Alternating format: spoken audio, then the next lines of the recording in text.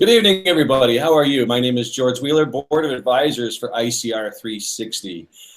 I'm here tonight with Tom Hall, and Tom Hall is Security Director here in the United States, and he is also one of the Board Advisors for ICR 360. And Tom, a lot of people in the ICR 360 community have already had an opportunity to hear my story, and they know who I am. Could you please just take a couple minutes and just everybody know who you are and what we're trying to accomplish here with Global Security Leadership, please? Absolutely. I want to welcome everyone for being in on the call with us. As George says, my name is Tom Hall. I've been in this business about the last 38 years. I started my career with the Virginia State Police as a Virginia State Trooper, Sergeant, Lieutenant of Run the Governor's Security Detail. I was also the Deputy Director of Security for Capital One, so I've been on the finance end, and there I set up their first executive protection operation.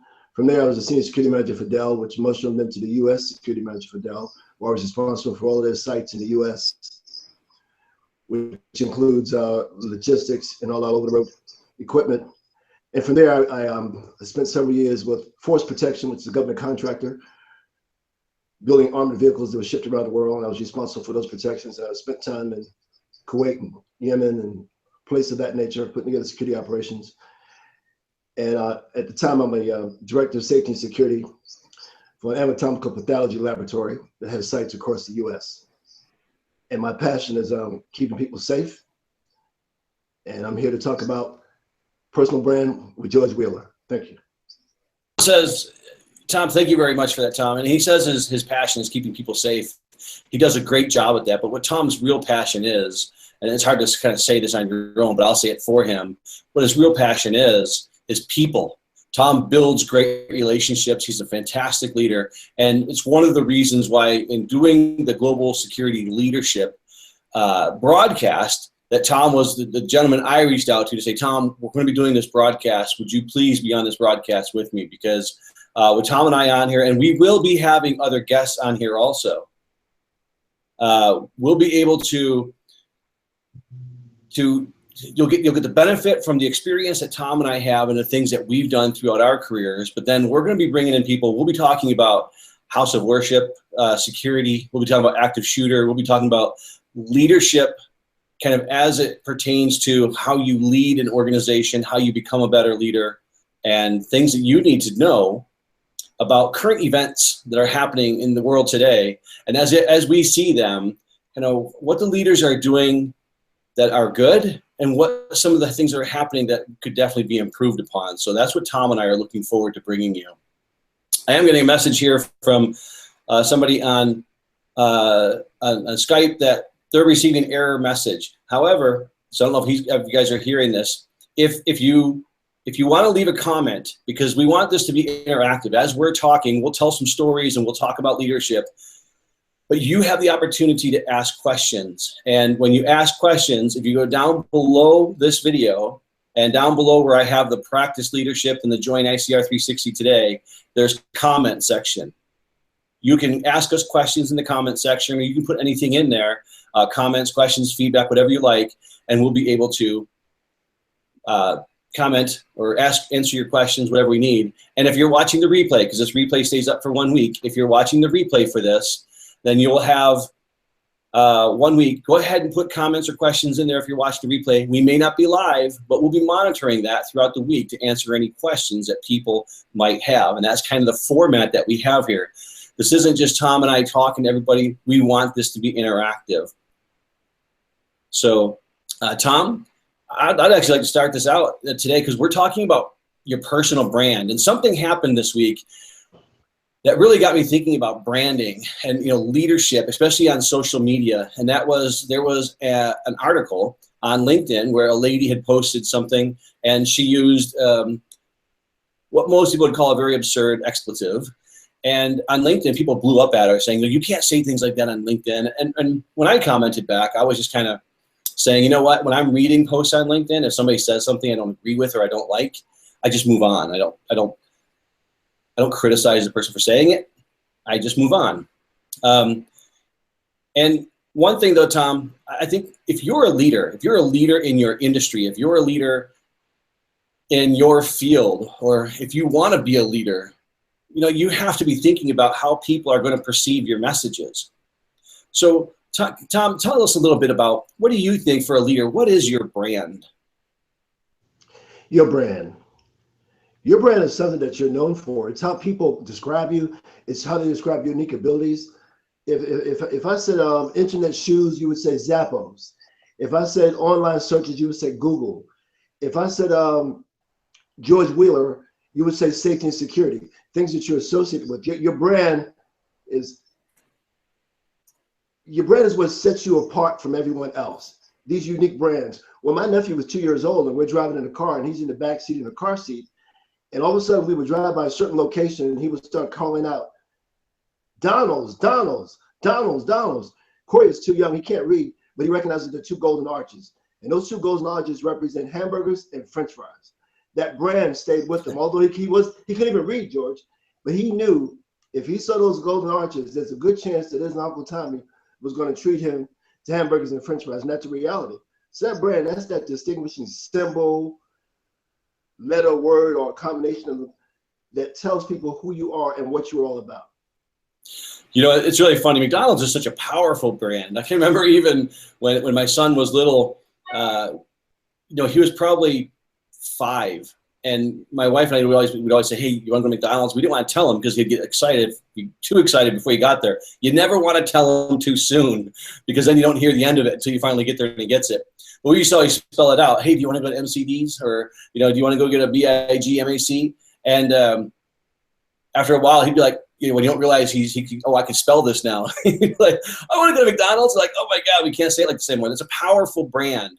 And we always think of we always think of brand protection when you're an organization and how important that is to make sure that you are protecting your brand from whether it's counterfeiting, especially from counterfeiting, black market. If you have a theft, how does that tarnish your brand? If you have a crisis, how is your brand impacted? Beyond the corporation, every individual has a brand, Tom. And what is personal branding? Your personal branding is what you're known for. Your personal branding, it's your particular logo. What do you say in French? It's that je ne sais quoi, that special thing that's just something that you have. George, that voodoo that just you do. There's something so unique about you. We all have our own special branding. It's from your appearance, from your vocabulary, the way you carry yourself, but mostly from the way that people see you. The combination of how you see yourself and people see you. That's kind of your brand. Marissa Mayer was the former CEO of Google and a former CEO of Yahoo. And I remember reading somewhere that as the 20th employee, she was the 20th person hired by Google, as the first woman engineer, they said what separated her from the rest of the candidates for CEO was that she had the brand. It was her brand that stuck out above everything else. So it's something, kind of like body odor, George. It gets in the room before you do if you're carrying it. That brand, your reputation, people, we're all in the business. We're in the business of supporting businesses, right? And at the end of the day, all business is about relationships. So all of us have to be in the business of relationship building, right? Right. So in terms of relationships, that's where your brand comes in. The only consistent currency, the marketplace goes up and down, right? But the only consistent currency are relationships. So your brand helps you to enhance and improve relationships. If you come into one of my buildings, the first person you're going to see is a security officer. To everyone else, he's a security officer. To him, he knows he's the ambassador for the company. He's the ambassador. He's empowered to represent the company. That 5 or 6 minutes that he's talking to our particular clients, they're going to base the whole organization on his persona, his personal brand. And I want to make sure that he knows that he's representing the whole organization for those 5 hours that he's at the front desk. His brand is significant, and we marry his brand. And Tom, I remember all the way back to about 2001, and we had lobby officers at one of the facilities that you were the security director. And for most people, and when you walk into a lobby and there's a security guard there, that's what you're thinking of. They're a lobby officer. That's a security guard. Some people will put them in a very nice vest and make them look more like the building services coordinator, but ultimately they're still security guards. But you gave our person, our lady, Patricia King, I believe was her name, You gave her a name tag, and it didn't say Patricia King on it, security officer. It said Director of First Impressions. And I don't know. I remember that. I didn't know if you remembered that or not, but that was fantastic. And that's what people really remembered when they walked into that facility. And more comments came from that one little tag than anything else. And you know something? She carried herself that way. She didn't carry herself like an average security guard at a facility in any town USA. She carried herself like she was the director of First Impressions. It made a big difference. So you can, in a sense, by doing things like that, help people along in understanding how important they are, but also how important they are as a person and the message they send when people see them for the first time. But as a leader, why do we spend time actually building our brand? What is it really that important? Everyone on earth is here to bring jewels to the world. Everyone has a unique skill. Everyone has a unique talent. As a leader, my job is to realize just how significant you are, George.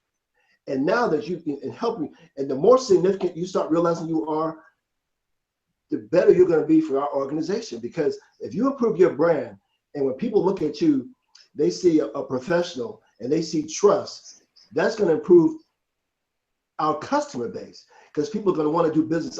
I love going to that place because when I walk into the lobby, George treats me like someone significant. I love coming to this restaurant because they call me Tom. Tom, would you like your favorite table? Tom, how was breakfast today? Tom, was that the breakfast that you liked? Was it the way you always wanted? You want those eggs over easy? You know, making everyone feel special. Everyone is significant. And we try as leaders, you want everybody to enhance their personal brand and tie that personal brand in with the company's brand. We always think about the brand. I remember that same organization that you and I were working for, George, and I can remember the vice president called me in because he got the intel before I did that one of our employees was possibly selling a controlled substance in the manufacturing center. And he called me in, he says, I want this person arrested. I want to see pictures of him on the arrest. I want this, I want that. And I said, sir, please allow me to handle this. And the way I handle this is I partner with the police department to arrest him en route to the site so they would not infect our brand name. Nothing took place on my site. Yes, was he arrested? We eliminated the problem, but we did not impact brand. And we continue to carry on as we normally do. Brand is significant for the company. Brand is significant individuals. We're about the business of helping everyone around us build up their brand. You are not your title. Your title could be housekeeper. But if where I'm working now, George, we're in healthcare. Everyone is in the business of saving a life. If someone said to me, I was walking down the steps and I walked past the women's room and someone just had a casual conversation, said, we just ran out of toilet tissue in the women's room. I knew that I could get down to the first floor and get into the closet quicker than they could call security, and then security call facilities and call housekeeping. I could be back upstairs and get on that roll of tissue before anything else. That enhances my brand. There's nothing that I won't do for the business. I'm going to add value, even if it means going down, getting a roll of toilet paper from the bathroom. Whatever it takes, that's what I'm going to do. Because my brand says I'll put it all on the line for the company. But you know, Tom, I think when you look at an example like that, that's just between you and one lady. It's a great deed, but it doesn't help you build your brand in the industry. How do you go about building a personal brand? I mean, how do you create your own personal brand in a manner that, I always think your brand precedes you. People will hear, hey, you know, if this person is on a call, you know, when I put a meeting out for people and invite, it has my name on it. You know, you don't want people saying, geez, you know, that George Wheeler, he's going to be on this call again, and he wasn't very professional last time, or he didn't seem very knowledgeable. I want people to say, hey, I'm glad that these people are in this call. That means we're going to have a good meeting. It's going to be productive, and we're going to learn something. Your brand precedes you, but how do you go about creating that? They're building blocks to a personal brand, and part of those building blocks, George, is a mission. If you walk into any, sometimes I have a cube, sometimes I have an office, depending on what organization I'm working for. But as soon as you walk in, you're going to see a mission statement from Tom. What I value, you know, and I value truth, I value respect, and everything that value is right there. Everyone has to have that value system. What are my strengths? What are my abilities that produce a positive outcome in my personal life and in business? So you look at your values, your vision, your strengths. George, and let me use a kind of a slang term here, and your freak factor, What is it about you that's so unique, so uniquely different? What's this unique skill that God has given you that maybe some others don't have? I was a Virginia State Trooper. We all wore the same uniform. But what was it about that gave me that got me promoted to sergeant over 400 others, okay? That unique freak factor that we may have, your education, your experiences, your goals. What they have in business, they call it the target market positioning statement that identifies what your brand is important, why it's important, and why it's unique. What about you is important? What about you is unique? Those are the things that you want to put forth. You get what? One chance to make a first impression. This is all part of your brand. So, George, before you go to work in the morning, my attire is based on what my day looks like, who I'm meeting with, where I'm going, what I'm doing. Think about it. It doesn't matter what your role is. You dress according to what your operation is and what impact you want to make on the business. If you want to be looked upon as someone that's absolutely forgettable, then look sloppy, don't make a good impression, and you'll be forgetful. No one will know that you're part of the company. If you want to set a certain example and have a certain type of brand that attracts attention to you and the company, then think about having a certain look about you, your brand, your swag. So that's how you build your brand, through your values, those core principles that give your life meaning. You got to live those principles, and you got to represent those principles. You got to lead by example. And when I say lead by example, George, I'm not saying based on your title. You lead by example because people are always watching what you do. So you do it before you get the title. Leading by example is going to help you get the title. Absolutely. And Tom, one of the things that I see with a lot of people, especially young people who are just starting out, they will pick somebody who they think is a good leader, and they will want to be like that person. And hopefully they're picking somebody with the same leadership style as them. But sometimes they try to mold themselves in that person's style. They think, I want to be like this person. And it doesn't go just for leadership. I've seen people who want to be public speakers, who they go and they watch Tony Robbins, or they'll watch Les Brown, and then they try to be Tony Robbins or Les Brown. They lose their value of authenticity. Wow, that was a hard one to say. They lose their value of authenticity. You have to be truly authentic. You have to be you and discover your leadership style. And down below this video, you have the practiced leadership.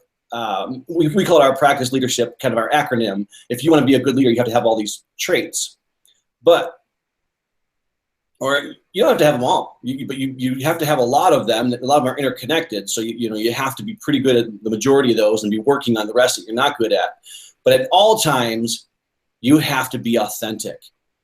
And Tom, I think there's nothing worse than seeing somebody who, and this is how you start losing things like trust. This is how you lose respect when you're not authentic.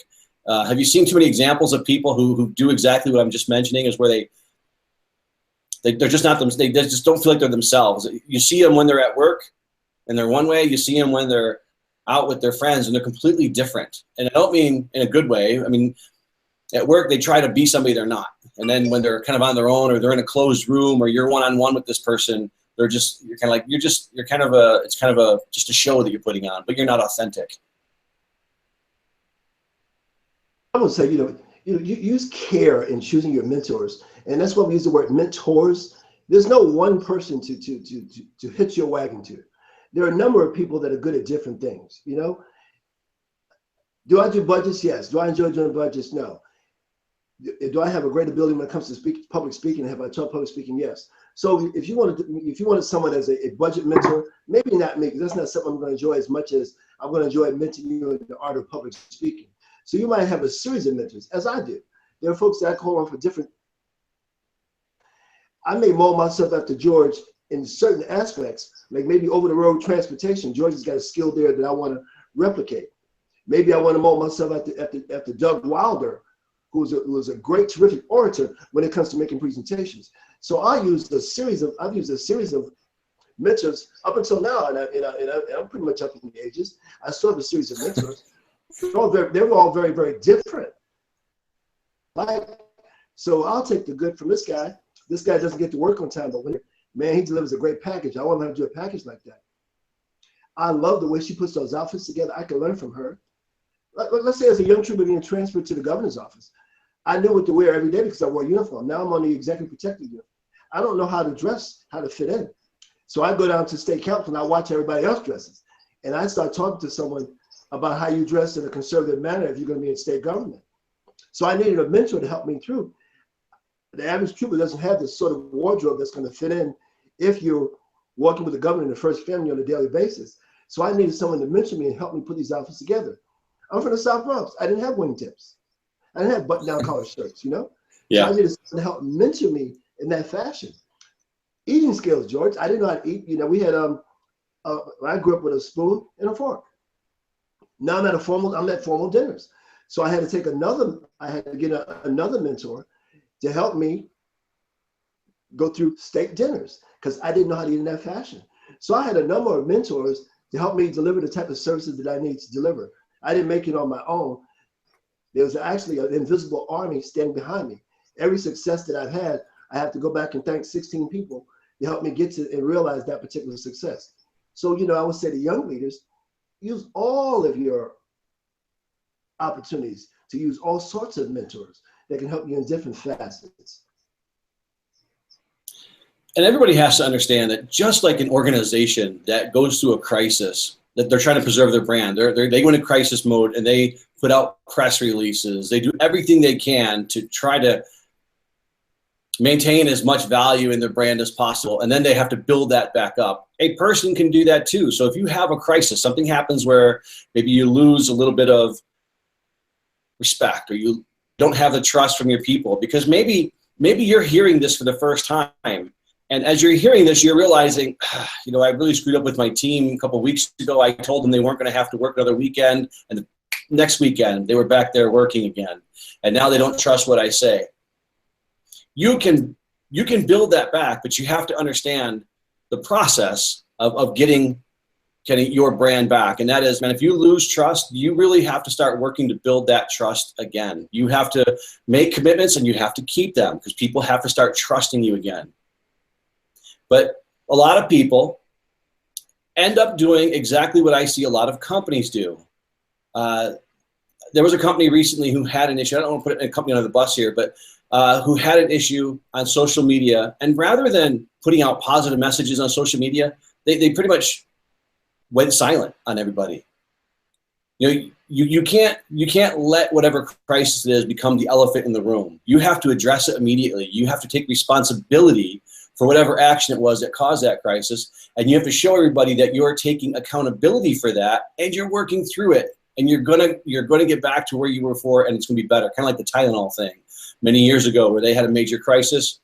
And they emerged from that crisis actually more popular than they were before the crisis actually happened. And that can happen for people too. It just takes a lot of work. And Tom, one of the biggest things I think that people are missing, they're just not aware of the fact that they are a personal brand, that they have a brand. And if you could say one thing, especially to the new people who are coming up, and they're just starting to kind of build their personal brand, what's the first thing they should work on? Well, I want to take you up with two of the things that you said in terms of personal brand. Well, you know, you're gonna work on your trust, your ability to be trusted. You're gonna work on your appearance. You're gonna work on your any kind of contact you have with others. And one of the things you said about trust, I want to make sure that our audience doesn't lose us on this. First and foremost, trust loss can be regained. I mean, folks have written books that, you know, well, once you lose trust, it's over. I married my ex-wife, for God's sakes. Trust can be regained, okay? You know, how many people can say that, okay? So you can't tell me that you can't regain trust. Is it going to be difficult? Absolutely. So if you lost trust, if you lost faith, you made a mistake, face the music. Face the music. I screwed up. You know, I made mistakes in most areas of my career. I've made mistakes. Most of the mistakes are the head, not the heart. It wasn't intentional. But when you make mistakes in our business, it's very unforgiving because of the type of business that we're in. But those things do happen. You face the music. This is what I did, and it won't happen again. Whether it's going to be retraining, whatever it's going to take to get me back in the position I was in, you know it's going to take time. Be patient and know the time is on your side. You can regain trust. So I wanted to make sure I put that out there. When it comes to trust, your trust is say that, you have to win my trust. I operate different, George. I walk into a new organization as a new director of security.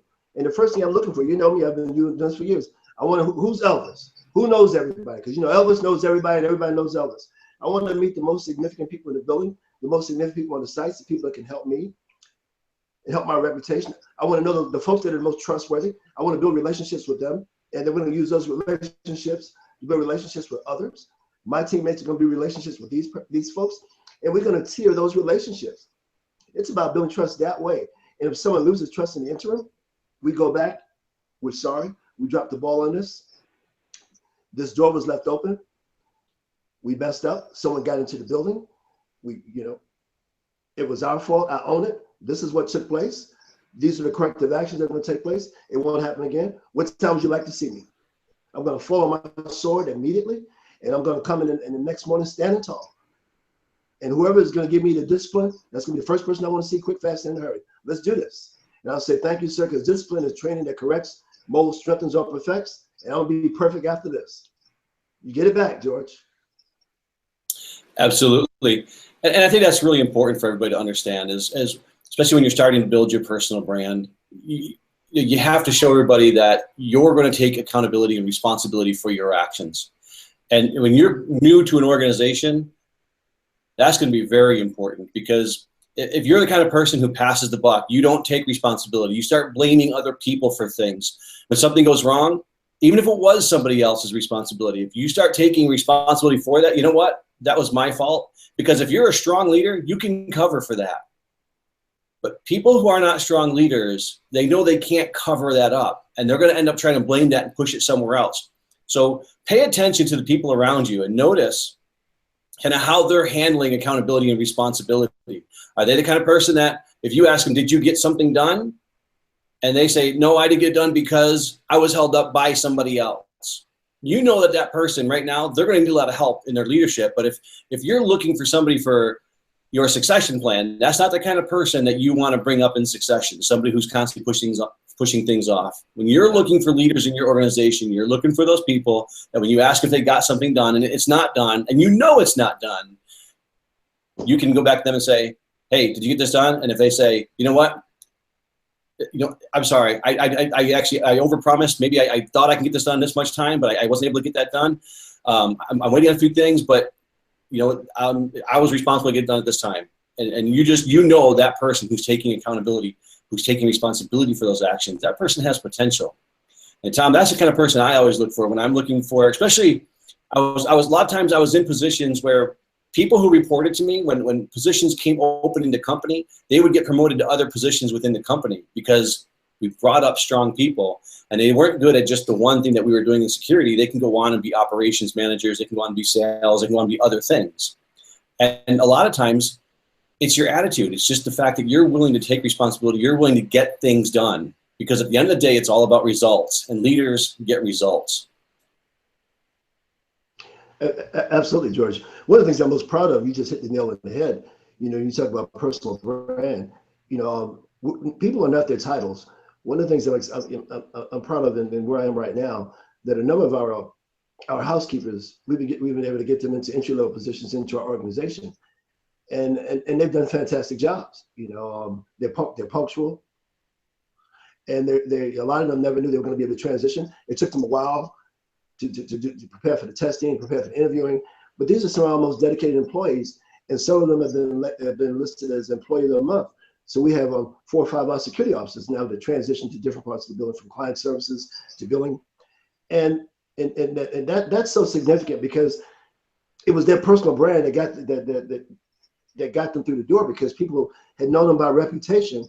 And I said, well, you might want to look at this person for your next opportunity. They're already here in the business, and they knew about reputation, and their personal brand helped them.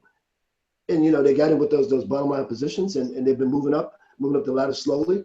And so that's, I use this joke sometimes. I say, one of the reasons I've been successful is because I have a big butt. I can't always change the stuff that impacts me, but I can partner with someone else that can help me. So we back to the relationships, George. Whatever happens, but I can partner with someone else that we've been able to build based on the brand. Based on my personal brand, I've been able to build relationships to get anything done that I need to get done. Because I know everybody that needs to know to get things done, and you continue to build those relationships. And I teach those are subordinates to me to invest in those relationships, because it's all about the relationships that drives everything forward, everything. And I hope that the people who are listening to this are taking notes on this, or you'll get a chance to watch this again when this is all over. I'll put the replay up. If you're a member of ICR 360, this goes into the ICR 360 group called Global Security Leadership, and you have access to this video forever, as long as you're a member of ICR 360. But understand what Tom is saying too there. He had some individuals in the organization who were coming in, and they were working in very entry-level cleaning services positions. Now, Tom is based in Dallas, Texas, and a lot of times these are Hispanic individuals, and they see themselves as cleaning services people because nobody else is helping them. Nobody else is believing in them and telling them, you know what, you could do more, you could be more within this company.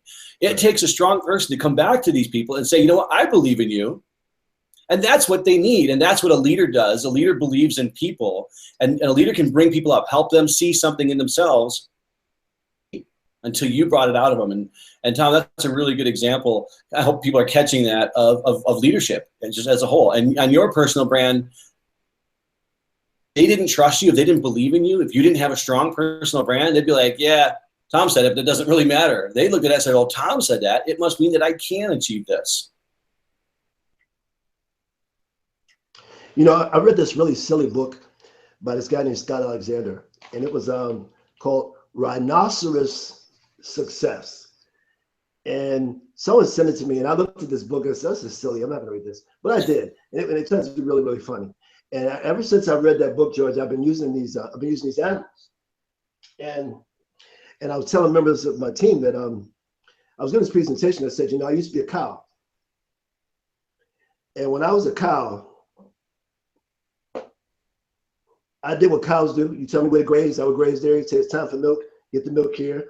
So since I was a cow, I got a share and a check, right? I gave the milk, they gave me grass. And then one day I realized that I could own my career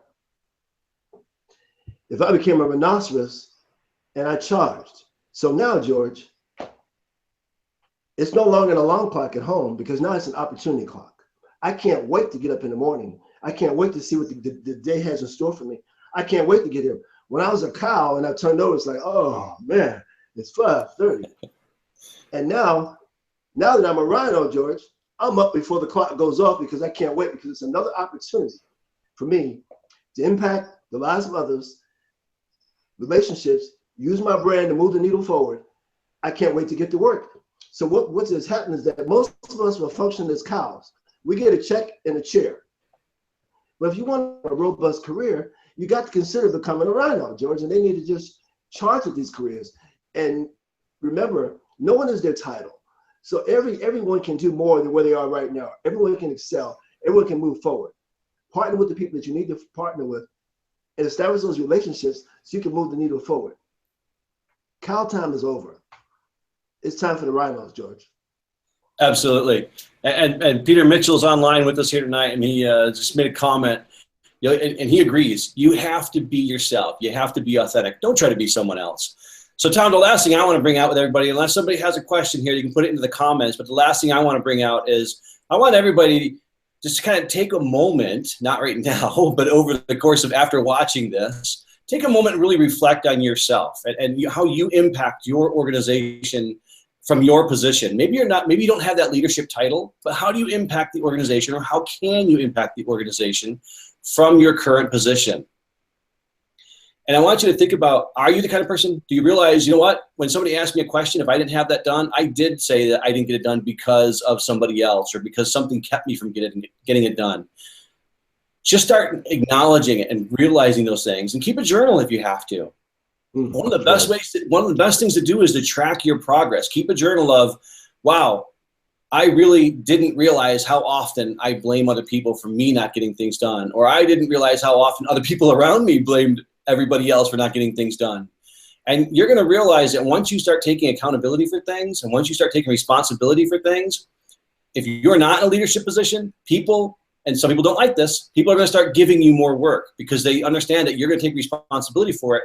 And what you'll find out is that you start getting things done. When you know that you don't have some place to run and hide, when you don't have somebody else to blame, you're not going to push this off, you're going to take accountability for it. Now it's your name. It's you that is accountable for this. And you're going to find out that with that, you're going to get things done. And that's going to help you start building your personal brand. Tom, is there anything else? I'll look for some questions here, but is there anything else that kind of like to say in closing for this? Only thing I would like to say in closing is that there are outside factors that control our success, but we absolutely control our significance. We decide how significant that we're going to be. And when we talk about brand, it's not limited to your work life. It's 360. When I walk into a restaurant and if there's great service, sure, you get an opportunity to do a 15% on it. But what about if you flip that receipt over and you run the back of that receipt that James was outstanding, come back. Now the manager, and I send that note to the manager because the manager's going to say, wow, this customer's going to come back because of James. So that's going to improve James. Do you think when I walk into that restaurant, James doesn't want to have me as a customer, that James is going to bend over backwards to support me? So, it's always about lifting up your brand, lifting up your name, and lifting up the name of others in the meantime. We just keep raising it. The higher you get, the more you can raise others. So the brand is 360. Let your brand shine and let it reflect that light onto others, Judge. So no, you can't be successful without raising some other folks up. Absolutely. A leader isn't about having the most followers. It's about building the most leaders underneath you and letting them progress. If people progress past you, then you've done your job as a leader. Tom, it's funny you would say that. I don't actually have to write things in the back of receipts or even tell people how they are doing like in a restaurant, because my wife does all of that. Every time we leave, she takes that receipt and she says, you know what, fantastic service, or she'll write something on there because it's kind of nice. If you had great service from somebody and you just kind of walk out and you say, well, that was great service, but you didn't tell that person, you really haven't done them any service. Let them know. Let people know that they've done a great job. And you'll see that when you start doing that small act at a restaurant, you start telling people at work, hey, you did a great job the other day. Because it's amazing how a lot of times they say two things. One, people don't leave jobs, people leave leaders. And two, people don't always want a raise. People want recognition. They want acknowledgement that they're doing a good job. And if you start acknowledging people for doing a good job, they will start doing a better job and they'll want to do a good job for you. And that's going to carry a lot of weight and it's going to go a long way to you getting good results within your organization. And it's going to change that from a transaction to a relationship. George, if you give the teller $10 and she gives you receipt as a transaction, but now that you've given them something they didn't ask for, you've given them accommodation they didn't ask for. Now you're in a relationship. Once you give someone something they didn't ask for, you're in a relationship, and it goes a step beyond transaction. So I try to have as many relationships as possible. It's easy to have transactions. It takes the loving and the kind to have relationships. Absolutely. And what's really good about this, Tom, is after a while, you start building enough relationships in a positive way. You don't have to talk about your personal brand. Other people are going to talk about that brand. They're going to tell you what your brand is. You don't have to wonder, what is my brand? People are going to go forth. I had a call the other day, and I was being introduced by somebody, and I got some very kind words. And when somebody said, George, is there anything you'd like to say? I was like, the only thing I have to say is I really appreciate the kind words. But you start building that brand, and it goes a long way. And again, people are going to recognize you as a leader. You just have to start focusing on what it takes to build that personal brand. Let's see, Tom, real quick, I'm going to look for questions. Tom, anything else before we close out? No? Tom, can you hear me, sir? I sure can. Okay. Is there anything else you want to say before we close out, sir? Own your attitude, own your career. I'm sorry, we had a little technical difficulty there. What was that, Tom? I say you own your attitude and you want to own your career. Your brand is you. It's all about who you are and who you want to be. It's all in one. And you take your brand and you partner with the company's brand, and you can both be successful. Thank you for the opportunity, George. Absolutely, Tom. And everybody, I want to thank you very much for watching. Again, please leave comments down at the bottom. Ask us questions. If you're watching the replay on this, continue to leave comments or ask questions. We will continue to monitor that chat. Thank you very much, everybody. This is George Wheeler and Tom Hall for Global Security Leadership. And we want to thank ICR 360 for hosting all of this. And if you're not a member of ICR 360, you can go down below here, click the Join ICR 360 now. You get a 30-day free trial. Get in there, start talking and building community. And it's associations, whether it's ASIS, IFPO, or any other organization. You start building your community inside these organizations, and you start posting things and showing people that you're a thought leader and showing people that you care about other people. But that network is going to take you a long way. In ICR 360, we have a like-minded network of people who are interested, at least, in the crisis, risk management, crisis management, security. But that's interested at the least. But most people who are in there, it's their profession. It's what they do for a living. So it's great to have that network. Go ahead and take the 30 days free for ICR 360C. Give it a try. If you like it, you can subscribe. And we always want to have you as a subscriber, because if anything major happens in the world, we share information during a crisis. And we hope that that brings you to make good business decisions, especially if you're a security manager or a crisis manager here in the US, but you're responsible for things overseas. You can get information from people who may be on the ground overseas for that, and that can help you make good business decisions for that area. I want to thank everybody very much, and we will talk to you again next week. Thank you.